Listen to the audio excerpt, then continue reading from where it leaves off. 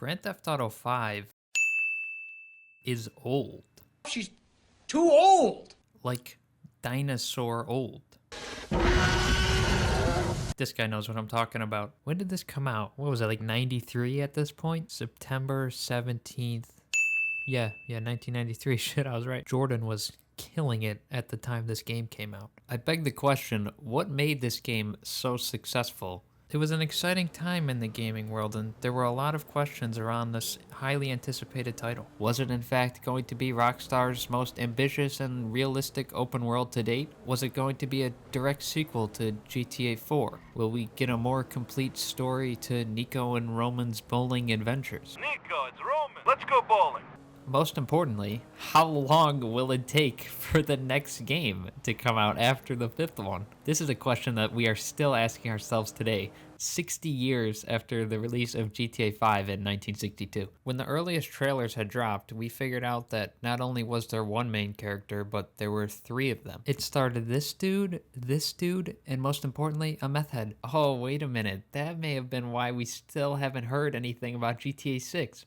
They're like, we gave you 3 characters in the last game. The next one is going to have 6 main characters in the story. That's why it's taking so long. Hence the title GTA 6. I see what you're doing here, Rockstar. You can't fool me. After a long and highly anticipated mountain of hype had built up for years leading up to release, the game came out and, for the most part, lived up to the hype. I believe it's like the highest selling game ever at this point, right behind Minecraft, and rightfully so. It is, in fact, a good game.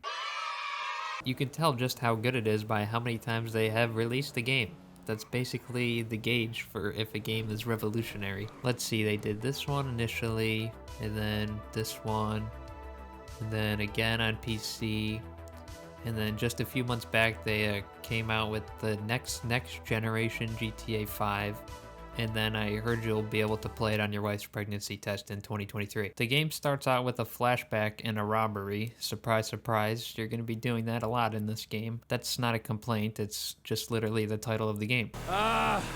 We're looking for something to steal. Things inevitably go south and it cuts to the present day where we are thrown into beautiful Los Santos. The game looked great and it still does. We are dropped into the shoes of Michael DeSanta and I was instantly intrigued about this sad middle-aged man in therapy. I wanted to know more about him and his struggles to survive in society as he leaves his crime-ridden days behind him. They established the tone of the game very well. Michael's world is crumbling around him, and pretty early in the game, he meets the hip young gun Franklin, mind you, through a series of unfortunate circumstances. Their relationship starts with Michael nearly assassinating Franklin, but it ends up being sort of a sweet moment afterwards. I love you. Franklin sort of gives Michael a bit of that spark back to do fun and bad things, just like the good old days. It's a cool dynamic between the young and the old, and you immediately want to know what kind of ridiculous shenanigans you're going to get into together, and there's certainly a lot of them throughout the course of the game.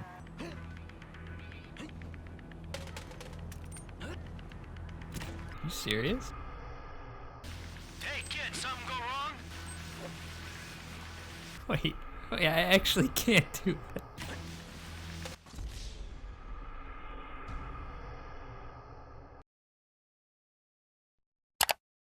Michael appears to already have it all in life, but feels empty on the inside and is very dysfunctional at heart. His wife cheats on him, his kids are delinquents, he's living the dream. Oh, I'm living a dream, baby. And that dream is fucked. It is fucking fucked. While on the other hand, Franklin's character arc is more of a young man struggling in the mean streets of Los Santos, slinging drugs, being influenced by his buddy Lamar over here who's getting him involved in shootouts all the time. Come on, Lamar, what are you doing, man? Stop inciting gang violence and grow up a little bit, you silly goose. Hey, ain't there a law against you mark-ass gangsters insignia mask-wearing motherfuckers? Don't forget about Chop, best character in the game. After a while of messing about with Michael and Franklin and robbing jewelry stores, this crazy bastard comes into the picture and immediately stomps that guy's head in from The Lost and the Damned. Fucking shit. What a nice character introduction. Trevor is that meth head that I mentioned prior, and he's a scary guy.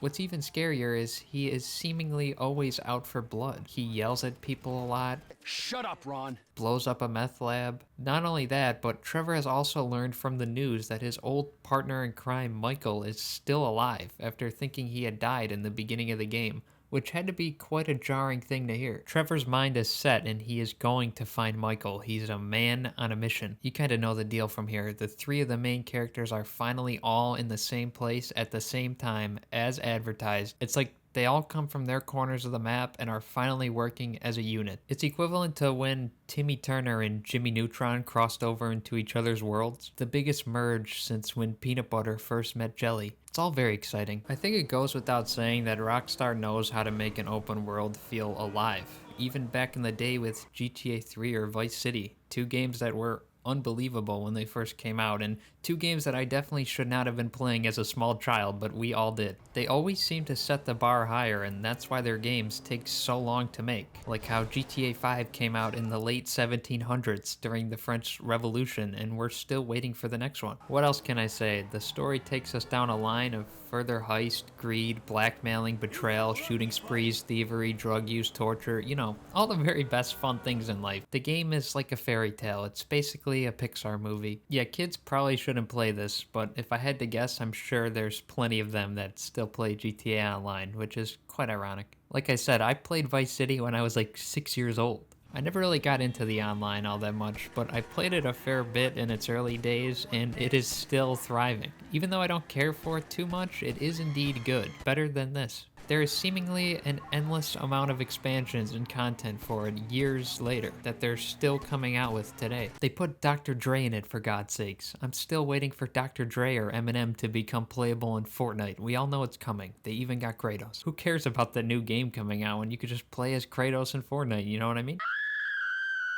I do enjoy GTA 5 overall, of course. It didn't grab me necessarily as much as my other favorite Rockstar game did. Yes, I do like Red Dead 2 more. I made a video about it, and that kind of sparked me towards wanting to do one about this game. Please put your pitchforks away. It's just my opinion. Feel free to either agree or disagree as to why I'm a dumbass and as to how GTA 5 is better, but anyways. So yeah, go play GTA sometime, or Red Dead, or of course Bully. Alright, I'm out of here.